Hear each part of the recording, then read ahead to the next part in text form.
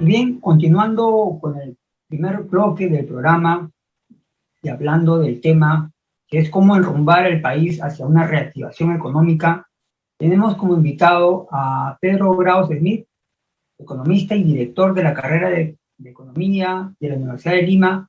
Gracias, Pedro, por tu participación. Buenas, buenas, ¿qué tal? Muchísimas gracias por la invitación, más bien. Gracias a ti, Pedro, por tu espacio, como concedes.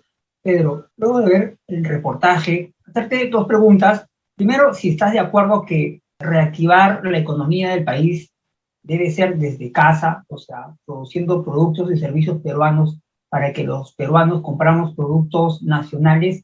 ¿Y qué otros métodos, ¿no?, de reactivación consideras tú que podría implementar el Estado peruano?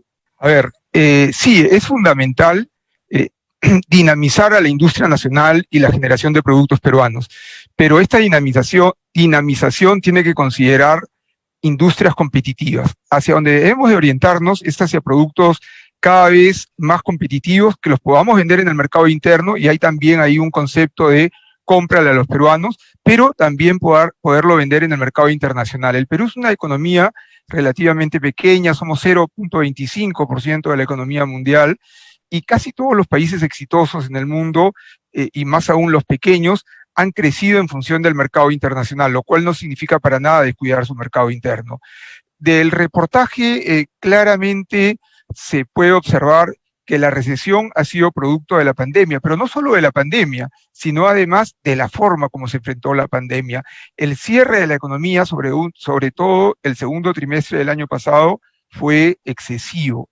Fue un cierre, yo diría, innecesario, en lugar de generar los protocolos. Por ejemplo, minería no tenía por qué cerrarse, pesca se cerró un tiempo, tampoco tenía por qué cerrarse, y de esa manera la caída del Producto Bruto Interno hubiera sido mejor.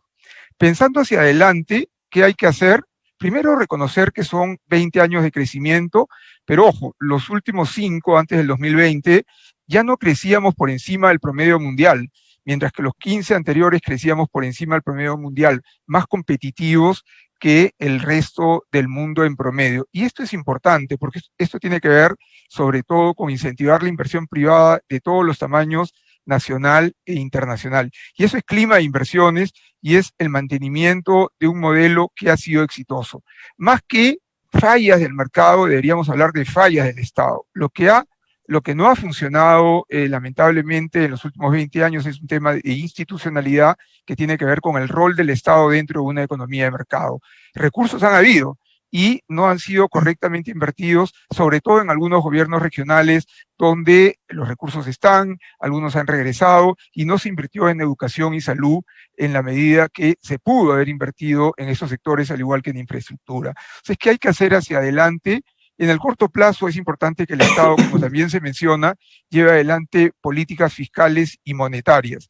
Pero la inversión pública, estamos hablando de un cuarto de la privada, y mantenga este clima de inversión para el largo plazo. Este año la economía se va a recuperar solo por efecto rebote, aunque en una campaña electoral tenemos dos enfoques totalmente distintos y podemos observar lo que está ocurriendo con la bolsa, que ha caído más de 10%, con el tipo de cambio que ha subido, con el riesgo país que se ha incrementado.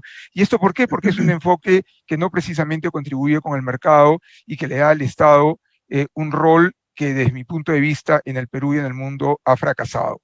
Entonces, eso es importante, porque primero el clima, en el corto plazo políticas de empleo, se menciona también la caída de empleo de más de 2 millones de trabajadores, el empleo formal se ha visto muy castigado y es necesario generar todos estos esquemas de empleo temporal, eso es fundamental. Pero de ahí dar el clima para que las inversiones se mantengan, y yo estoy seguro que el Perú tiene cómo recuperarse y buscar consensos. Como sociedad no podemos generar extremos. Esto que parece teoría, si no encontramos consensos y tenemos enfrentamientos y visiones políticas totalmente alejadas la una de la otra, va a ser difícil que se genere el clima adecuado, ¿no?